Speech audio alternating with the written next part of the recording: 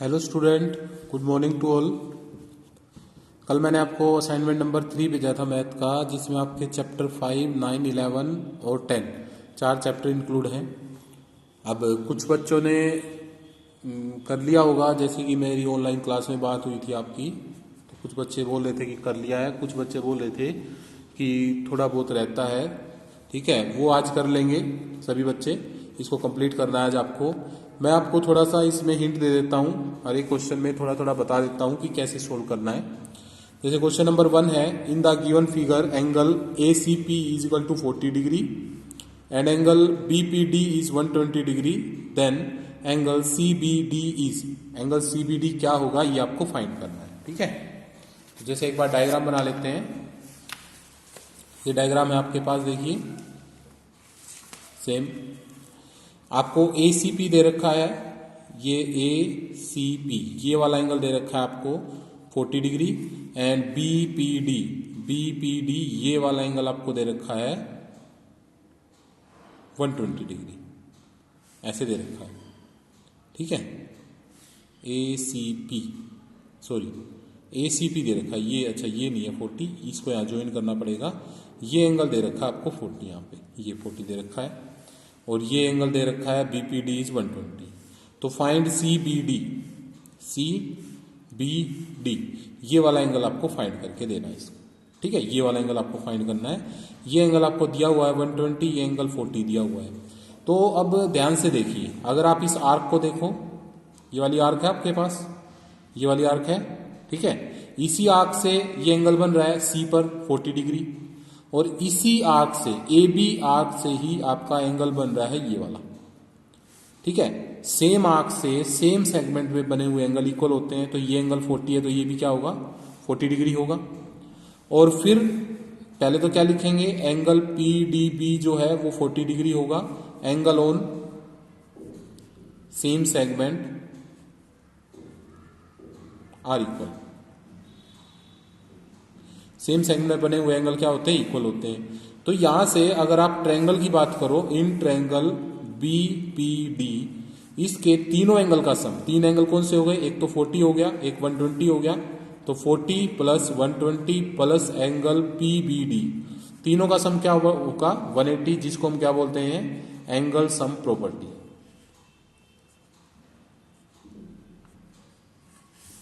अब यहां से इन दोनों को ऐड करके उधर ले जाएंगे, माइनस कर देंगे, आपका आंसर आ जाएगा सिंपल। क्या हो जाएगा 180 माइनस 160, तो आंसर क्या आ गया 20। तो जो आपका एंगल बीपीडी था वो कितना आ गया बेटा 120 डिग्री एंगल आ गया है। ये था आपका क्वेश्चन नंबर 1। ठीक है, क्वेश्चन नंबर 2 में, if the perimeter of an equilateral triangle is 60 centimetre then the area of this triangle is. Perimeter दे रखा है, पेरीमीटर किसी भी इक्विलेटरल ट्रायंगल का जो पेरीमीटर होता है वो, उसका फॉर्मूला क्या होता है, क्या फॉर्मूला होता है 3 इंटू साइड, इक्विलेटरल ट्रायंगल के लिए या नॉर्मली किसी भी ट्रायंगल के लिए सम ऑफ ऑल साइड होता है, और इक्विलेटरल ट्रायंगल में तीनों साइड इक्वल होती हैं, इस वजह से हम उसको क्या लिख देते हैं 3 इंटू साइड, और ये 360 के इक्वल है। तो यहां से हमें साइड पता लग जाएगी कितनी, 60/3 करके, तो जो साइड है वो कितनी आ गई है 20 सेंटीमीटर आ गई है। अब आप क्या निकालना है, एरिया निकालना है। तो एरिया निकालने के लिए फॉर्मूला क्या होता है, √3/4 ए स्क्वायर। ए क्या होती है, साइड होती है ट्रायंगल की, सो √3/4, और ये हो गया 20 और इसका स्क्वायर, तो ये हो गया √3 मल्टीप्लाई 20 का स्क्वायर होता है 400 डिवाइड बाय 4, 4 से ये कैंसिल हो जाएगा 100 पर, तो आपका आंसर आ गया 100√3 सेंटीमीटर स्क्वायर। 100√3 क्या आ गया आपका सेंटीमीटर स्क्वायर एरिया आ गया। ठीक है, यहां से क्लियर है ये। अब ये था क्वेश्चन नंबर 2, बिल्कुल सिंपल सा था। मैं आपको सिर्फ हिंट दे रहा हूं कि ये क्वेश्चन कैसे सोल्व होगा, और मैं सोल्व भी करा रहा हूं, मतलब पूरी एक्सप्लेनेशन ना लिख के कि भाई पूरी स्टेटमेंट वगैरह ना लिख के, मैं आपको सिर्फ हिंट दे रहा हूं कि ये क्वेश्चन आपको ऐसे सोल्व करना है। सोल्व आपको ही करना है। ठीक है, आप 9th क्लास के बच्चे हो, आपको पता है कि किस क्वेश्चन को कैसे लिखना है, स्टेटमेंट को कैसे लिखना है। ठीक है, क्वेश्चन नंबर 3 है, the surface area of 2 sphere are in the ratio 16:9, find the ratio of their volume. Volume का रेशियो बताना है, सरफेस एरिया का रेशियो दिया हुआ है। तो मान लो एक स्पीयर है आपके पास जिसकी रेडियस r1 है, और एक स्पीयर है जिसकी रेडियस क्या मान लेते हैं r2 है। तो इन दोनों के सरफेस एरिया का रेशियो, यानी कि सरफेस एरिया का फॉर्मूला क्या होता है 4 पाई r स्क्वायर लेकिन रेडियस अलग अलग है, तो R1 square divide by 4 pi R2 square ऐसे लिखूंगा। और ये कितना दे रखा है 16/9, यानी 16:9 दे रखा है आपको। अब यहां से 4 पाई से 4 पाई कट गया, क्या बच गया, यहां पर बचा क्या R1 स्क्वायर R2 स्क्वायर। अगर मैं इसको R1/R2 का होल स्क्वायर लिख लूं तो कोई दिक्कत की बात नहीं है, 16/9। और R1/R2 में अगर फाइंड करना चाहूं तो इसके ऊपर क्या आ जाएगा, रूट आ जाएगा ऐसे। और इसका रूट क्या होता है आपको पता ही है, 16 का 4 और 9 का क्या होता है 3। तो रेडियस R1/R2 कितना आ गया आपका 4/3 आ गया। यहाँ पे रेडियस का रेशियो आ गया 4:3। अब यहां से वॉल्यूम का रेशियो पूछा है, तो वॉल्यूम का फॉर्मूला क्या होता है 4/3 पाई R क्यूब। अब R1 क्यूब लिखूंगा और 4/3 पाई R2 क्यूब। R2 लिखूंगा क्योंकि दो स्फीयर थे, दोनों की रेडियस अलग अलग थी और हमें उन दोनों के वॉल्यूम का रेशियो लेना है। तो 4/3 से 4/3, पाई से पाई, ये कैंसिल हो गया, क्या बचा R1/R2 का क्या हो गया है क्यूब, होल क्यूब लिख दिया। और R1/R2 की वैल्यू आपने निकाल रखी है पीछे 4/3, और इसका क्यूब करेंगे तो क्या हो जाएगा 64 डिवाइड बाय 27। तो आपका जो रेशियो है वॉल्यूम का रेशियो क्या आ गया है 64:27। ओके, नेक्स्ट है क्वेश्चन नंबर 4 में, a triangle having side equal to 7 centimetre, 24 centimetre and 25 centimetre form a cone when revolve about 24 centimetre side, what is the volume of a cone form. तो आपका ऐसा question आपकी book में भी है जिसमें आपको राइट एंगल ट्रायंगल की साइड्स जो है वो 12, 5 और 13 दी गई है। उसी तरह से इस क्वेश्चन में आपको ट्रायंगल की साइड 7, 24 और 25 दी गई है। तो ये क्वेश्चन कैसे करना है, सिंपल देखिए, ये आपके पास राइट एंगल ट्रायंगल है ऐसे, जिसकी जो हाइपोटेनस होता है 90 डिग्री के सामने जो साइड होती है वो सबसे बड़ा होता है, जो कि क्या है 25। और इन दोनों में से किसी एक को 24 लिख लो और किसी एक को 7 सेंटीमीटर लिख लो। अब उसने बोला है कि 24 सेंटीमीटर के अबाउट आपकी जो है रोटेट करेगी, जो आपका ट्रायंगल है वो 24 सेंटीमीटर के अबाउट रोटेट करेगा। मतलब ये जो साइड है ये फिक्स रहेगी और बाकी ट्रायंगल ऐसे गोल गोल घूमेगी ऐसे चारों तरफ। तो ऐसे घूमेगी, ये ऐसे घूमेगी, तो क्या बन जाएगा, एक कोन बन जाएगा आपके पास। और इस कोन की रेडियस क्या हो जाएगी 7 सेंटीमीटर, और इस कोन की हाइट क्या हो जाएगी 24 सेंटीमीटर। और अब आपको क्या निकालना है, वॉल्यूम निकालना है कोन का, 1/3 पाई R cube, sorry square H, पाई R स्क्वायर H। तो 1/3 पाई की वैल्यू 22/7। रेडियस कितनी है, रेडियस है आपके पास 7 × 7, 2 बार लिखा क्योंकि स्क्वायर था। हाइट कितनी है 24, 7 से 7 कैंसिल हो गया, 3 से 24 कैंसिल हो गया यहाँ पर 8 पर। तो क्या बचा 22, 7 और 8, ठीक है, ये तो कैंसिल हो चुका है, ये भी कैंसिल हो चुका है, ये भी कैंसिल हो चुका है। तो इन सब की मल्टीप्लाई करोगे आपका आंसर आ जाएगा सेंटीमीटर क्यूब में, आपका वॉल्यूम आ जाएगा यहाँ पे। ठीक है, ये क्वेश्चन नंबर 4 था जिसमें आपको ट्रायंगल दी गई थी और उसको रोटेट करा रहे थे, तो एक कोन बन रहा था और उस कोन का वॉल्यूम निकालना था आपको क्वेश्चन नंबर 4 में।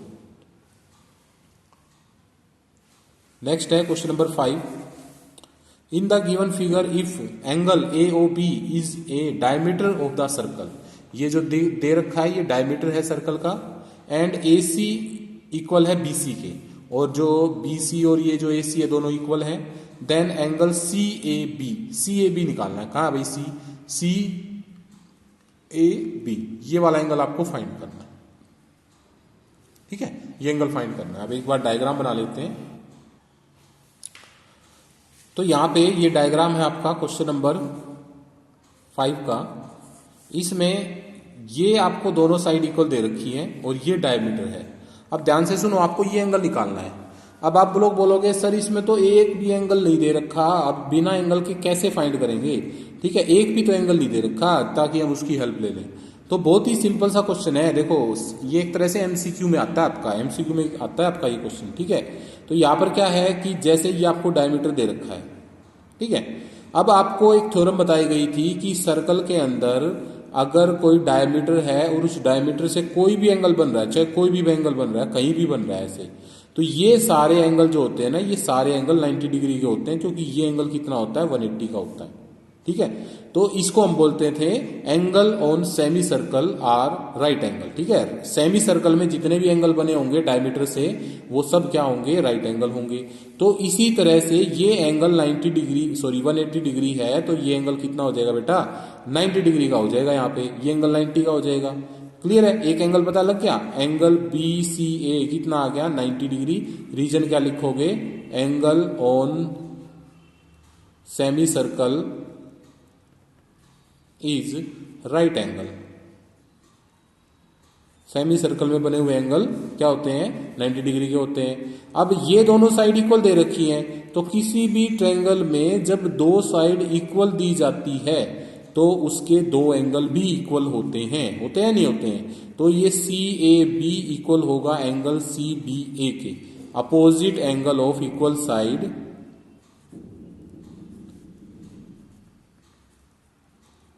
आर इक्वल होंगे। ठीक है, तो यहां से और ट्रायंगल के तीनों एंगल का सम क्या होता है, angle C B A plus 90 degree equal to क्या होगा 180। क्या बोलते हैं इसको, angle sum property, angle sum property. अब ये दोनों एंगल इक्वल कर दिए हमने, देखो यहां पे, तो हम इन दोनों को सेम लिख लेते हैं। इसको सी ए बी है तो इसको भी सी ए बी ही लिख लेते हैं, और ये 90 इक्वल टू 180। ये क्या हो गया, 2 angle C A B equal to 90 उधर जाएगा तो 180 में से माइनस हो जाएगा, तो कितना आंसर आ गया, 2 एंगल सी ए बी कितना हो गया है, 90 डिग्री हो गया। अब यहां से एंगल सी ए बी कितना हो जाएगा, 90/2, जो कि क्या होता है 45 डिग्री। ठीक है, तो सी ए बी एंगल कितना आ गया आपका 45 डिग्री। यही आपसे पूछा गया था इस क्वेश्चन। क्लियर है, बहुत ही अच्छा क्वेश्चन है, बहुत बढ़िया क्वेश्चन था ये। नेक्स्ट है क्वेश्चन नंबर 6 में, prove that every line segment has one and only one mid point. ये क्वेश्चन नंबर 6 जो है आपके चैप्टर 5 में जो आपकी एक्सरसाइज है उसमें ये क्वेश्चन दिया हुआ है, तो ये आप लोग वहां से देख लेना, बिल्कुल इजी है। इसने क्या बोला है कि एक लाइन का केवल एक ही मिड पॉइंट होता है, ये प्रूव करना है। ठीक है, ये आपके एनसीईआरटी का क्वेश्चन है, आप खुद से करोगे ये। नेक्स्ट है, in the given figure A B is a कोड equal to the radius of the given circle. ये जो ए बी है, ये जो कोड है ए बी, ठीक है, ये जो कोड है ए बी, ये रेडियस के बराबर है। मतलब ये अगर आप बात करो ट्रायंगल ओ बी ए में, तो तीनों साइड क्या हो गई है, इक्वल हो गई है। तीनों साइड इक्वल हो गई है, तीनों साइड इक्वल हो गई है, तो कैसी ट्रायंगल बन गई, इक्विलेटरल ट्रायंगल बन गई। और इक्विलेटरल ट्रायंगल के तीनों एंगल कितने डिग्री के होते हैं बेटा, 60 डिग्री के होते हैं। तो ये सारे एंगल कितने डिग्री के होंगे, ये एंगल भी 60 का हो गया, ये भी 60 का हो गया, ये भी 60 का हो गया। चलो इतनी बात पता लग गई हमें। Find the value of A and B. आपको ए और बी की वैल्यू फाइंड करनी है। अब ये ए कहां है, बी कहां है, चलो देखते हैं एक बार। तो यहां पे इस डायग्राम में ये आपका एंगल ए है, ये वाला, इसको हम ए बोल रहे हैं, और इस वाले को हम बी बोल रहे हैं। यहाँ पे ये एंगल बी है आपका। ठीक है, तो ये आपको एंगल ए और बी फाइंड करना है। ये बी है, ये ए है। ठीक है, ध्यान से देख लो, ये जब मैंने आपको फोटो भेजी थी तब ये जो है लिखना भूल गया हूँ। यहाँ पे एंगल ए है। अब ये एंगल 60 डिग्री है, ये एंगल भी 60 डिग्री है। ठीक है, अब ध्यान से देखो, ये 60 डिग्री एंगल है, तो ये एंगल आप इजीली फाइंड कर सकते हो ना फाइंड। यहाँ पे क्या होगा कि ये जो आपका टोटल स्ट्रेट लाइन हो गई, स्ट्रेट लाइन हो गई है, तो ये क्या हो गया आपका लीनियर पेयर हो गया। लीनियर पेयर से आप इजीली 60 की हेल्प से एंगल ए फाइंड कर सकते हो। एंगल ए कितना होगा आपका 120 डिग्री का एंगल होगा यहाँ पे। ठीक है, और ऐसे ही आप एंगल बी फाइंड करोगे। अब इसमें आपकी एक छोटी सी प्रॉपर्टी लगेगी एंगल बी के लिए, वो आप ध्यान से देख के बताओगे, ध्यान से सोच के बताओगे कि कौन सी लगेगी, ये आपको बताना है कि क्या होगा। ठीक है, नेक्स्ट है क्वेश्चन नंबर 8 में चलते हैं। क्वेश्चन नंबर 8 में, if a line is drawn parallel to the base of an isosceles triangle to intersect its equal side, prove that the quadrilateral so formed is cyclic. इसने बोला, मैं diagram बना देता हूं, इसका डायग्राम नहीं दे रखा इन्होंने। इसने क्या बोला है कि आपके पास एक आइसोस्केलस ट्रायंगल है। आइसोस्केलस ट्रायंगल क्या होती है, एक ऐसी ट्रायंगल जिसकी दो साइड इक्वल होती हैं। ठीक है, ये एक आइसोस्केलस ट्रायंगल है, अगर आप देखो ध्यान से ए बी सी। ठीक है, जिसमें ए बी इक्वल है किसके, बी सी के, सॉरी हाँ ए बी इक्वल है ए सी के, ए बी इक्वल है ए सी के। A line is draw parallel to the base of the isosceles triangle. ये मान लो ट्रायंगल का बेस है, तो इसके पैरेलल यहाँ पे एक लाइन ड्रॉ कर दी मैंने, यहाँ पे ये लाइन ड्रॉ कर दी जो इसको डी पे और इसको ई पे कट कर रहा है। ठीक है, समझ गए। तो आपको प्रूव करना है कि यहां पर ये जो क्वाड्रिलेटरल बन गई है, ये क्वाड्रिलेटरल बन गई है कौन सी, तो आपको प्रूव क्या करना है कि ये जो क्वाड्रिलेटरल है DBCE क्या है, इज ए साइक्लिक। ये इसको साइक्लिक प्रूव करना है। ठीक है, तो बहुत ही आसान सा काम है। आपको ये पता है कि ABAC के इक्वल है, आपको ये भी पता है कि BE जो है, सॉरी DE जो है वो BC के पैरेलल है, ये भी आपको दिया हुआ है। तो इजी है, जब भी आपको किसी क्वाड्रिलेटरल को साइक्लिक प्रूव करना होता है तो आपको क्या करना होता है, उसके अपोजिट एंगल का सम क्या बताना होता है, 180 बताना होता है अपोजिट एंगल का सम। तो बहुत ही आसान है। देखो, अगर किसी ट्रायंगल में जब दो साइड इक्वल होती हैं तो दो एंगल भी इक्वल होते हैं। तो यहां से in triangle ABC, triangle ABC में AB इक्वल है AC के, देन एंगल B इक्वल हो जाएगा एंगल C के। रीजन क्या होगा, opposite angle of equal sides are equal. ठीक है, अब यहां पे दो एंगल इक्वल हो गए, क्लियर है। अब ये लाइन इसके पैरेलल दे रखी है, DE जो है वो पैरेलल है BC के। तो एंगल D, मैं इस D की बात कर रहा हूं, सिर्फ इस वाले की, ये D है आपका क्वाड्रिलेटरल के अंदर जो D है वो, और एंगल B, दोनों का सम क्या होगा, 180 होगा। रीजन क्या होगा, को इंटीरियर एंगल्स, को इंटीरियर एंगल से दोनों का सम क्या होगा, 180। अब मैंने B और C को इक्वल प्रूव कर रखा है, तो मैं B की जगह पर क्या लिख सकता हूं, एंगल B की जगह पर C लिख सकता हूं, यहां पे 180 डिग्री। ठीक है, क्लियर है ना। B की जगह मैंने क्या लिख दिया, एंगल C लिख दिया, क्योंकि ये दोनों एंगल क्या है, इक्वल है। अब यहां से क्वाड्रिलेटरल के अपोजिट एंगल का सम क्या आ गया, 180 आ गया। इसका मतलब जो DBCE है वो क्या है, साइक्लिक है। क्या है, साइक्लिक क्वाड्रिलेटरल है। क्या है, साइक्लिक क्वाड्रिलेटरल है। क्लियर है, ये यहां से प्रूव हो गया, अपोजिट एंगल का सम 180 आ गया इस वजह से। नेक्स्ट है क्वेश्चन नंबर 9 में, the design on a tile is made of isosceles triangle, the side length of the triangle are 6 centimetre, 6 centimetre and 8 centimetre, find the area of such 14 triangle. ये आप easily कर सकते हो, Heron's formula लगेगा इसमें। एक triangle का area निकाल के उसको 14 से क्या कर देना, मल्टीप्लाई कर देना, और ट्रायंगल की साइड आपको दे रखी है। ओके, नेक्स्ट है क्वेश्चन नंबर 10 में, in the given figure if side of triangle are 41, 15 and 28 centimetre, then find the area of shaded part. ये शेडेड पार्ट मतलब ये जो मैंने लाइनिंग लगा रखी है, इसका एरिया निकालना है।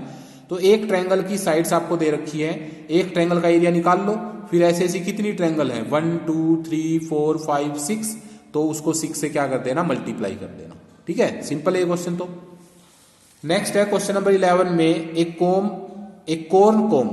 मतलब जैसे भुट्टा होता है ना, जो जिसको हम क्या बोलते हैं, स्वीट कॉर्न जो होती है ना, वो भुट्टा होता है, उसकी बात हो रही है।